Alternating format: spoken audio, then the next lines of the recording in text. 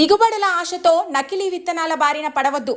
అధిక దిగుబడులు వస్తాయన్న ఆశతో గుర్తింపు లేని నకిలీ విత్తనాలను కొనుగోలు చేయవద్దని రైతులకు జిల్లా వ్యవసాయ మండల వ్యవసాయ అధికారి జి విఘ్నేష్ తెలిపారు. కిలావరంగల్ ప్రాంత ప్రాథమిక వ్యవసాయ సహకార సంఘంలో చైర్మన్ క్రీడల జనార్దన్ అధ్యక్షతన చేపట్టిన రైతులకు రాయితీపై జీలుగా విత్తనాలు పంపిణీ విధానం పరిశీలించారు. జీలుగా విత్తనాలు 60% సబ్సిడీపై 30 కిలోల విత్తనాలను 116లకు ఇస్తామన్నారు. రైతులకు సద్వినియోగం చేసుకోవాలని కోరినారు. జిల్లాకు 4000 సంచులు రావాల్సిందిగా ప్రస్తుతం 2100 బ్యాగులు అందుబాటులో ఉన్నాయన్నారు. రైతులు నష్టపోవద్దు, అధిక దిగునుంచే విత్తనాలంటూ చేసే ప్రచారాన్ని రైతులు నమ్మవద్దని మండల వ్యవసాయ శాఖ అధికారి జి విఘ్నేష్ తెలిపారు. జిల్లాలో గతేడాది 122 లక్షల ఎకరాలలో పత్తి సాగు చేయగా ఏడాది 130 ఎకరాలలో పత్తి సాగు పెరగనున్నదని అంచనా. ఈ సమావేశంలో జిల్లా వ్యవసాయ శాఖ అధికారి కృష్ణారెడ్డి, సారంగం, విఘ్నేష్ రైతులు పాల్గొన్నారు. అందరికీ నమస్కారం. నా పేరు విజ్ఞాన్, వ్యవసాయ అధికారి, వరంగల్ మరియు కిలావరంగల్ మండల్.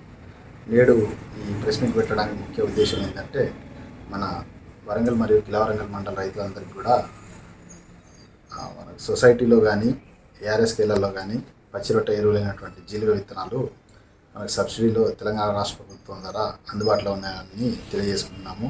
మన కిలావరంగల్ మండలానికి గాను 65 క్వింటాల జీలుగ విత్తనాలు ఆల్రెడీ వచ్చున్నాయి. ఇవి రెగ్యులర్గా OSSDS అనే ఆన్లైన్ పోర్టల్ ద్వారా రైతులకు పర్మిట్లు జనరేట్ చేస్తూ రైతుల పాస్బుక్లు తీసుకొని ఎకరానికి 2 ఎకరాలకు ఒక 30 కిలోల బస్తా చొప్పున ఇవ్వడం జరుగుతూ ఉన్నది.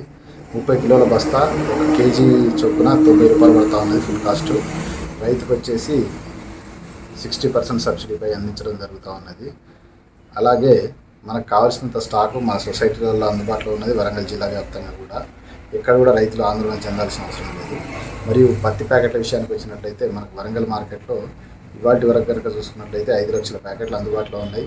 రైతులు ఒకటే పత్తి రకాన్ని ఎంచుకోకుండా BT2 అనే రకంలో ఏ పత్తి వెరైటీ అయినా కూడా ఆల్మోస్ట్ అన్నీ కూడా ఒకే రకమైన దిగుబడినిచ్చే రకాలే ఉన్నాయి మన మార్కెట్లో. రైతులు ఒక పత్తి వెంటనే పడకూడదని కోరుకుంటూ, ఎక్కడ ఏదైనా సమస్య వచ్చినా కూడా అధిక రేట్ల ద్వారా నమ్మినా లేదా పత్తి ప్యాకెట్లు బ్లాక్ మార్కెటింగ్ చేసినా కూడా వెంటనే మా దృష్టికి తీసుకురావాలని కోరుకుంటూ ధన్యవాదాలు తెలియజేస్తాను. రెగ్యులర్గా ఈ సీజన్ స్టార్ట్ అయినప్పటి నుంచి కూడా రోజువారీగా మేము ప్రతిరోజు షాప్లు ఎమ్మటి చెక్ చేసుకుంటూ, అలాగే ట్రాన్స్పోర్ట్ ఏజెన్సీస్ కూడా చెక్ చేస్తున్నాము. మాతో పాటుగా పోలీస్ బృందాలు కూడా చెక్ చేస్తున్నాయి, టాస్క్ ఫోర్స్ బృందాలు కూడా చెక్ చేస్తూ ఉన్నాయి. సెంట్రల్ టీమ్ టాస్క్ ఫోర్స్ కూడా వేయడం జరుగుతూ ఉన్నది.